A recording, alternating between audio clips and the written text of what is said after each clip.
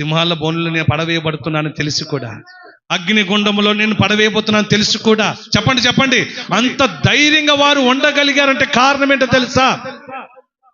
ఎవరి బలం చూసుకొని విడిపిస్తాడు నా దేవుడు. చెప్పండి, విడిపిస్తాడు. ఎన్ని బంధకాలనే పడిపోయినా, ఏ లోయలో పడిపోయినా, ఎన్ని అవస్థల గుండా వెళ్ళవలసి వచ్చినా, అగ్నిగుండంలో ఉండవలసి వచ్చినా, సింహాలు కాచుకొని తినివేయాలని చూస్తున్న సింహాల మధ్యలో పడివేయాల్సి వచ్చిన నా దేవుడు రక్షించుటకు సమర్థుడు. ఆమె చెప్పగట్టిగా, రక్షించుటకు, చెప్పండి, రక్షించుటకు, కాపాడుటకు, సహాయం చేయుటకు, ఆదుకొనుటకు, లేవనెత్తుటకు, నిలుపుటకు నా దేవుడు సహాయుడు.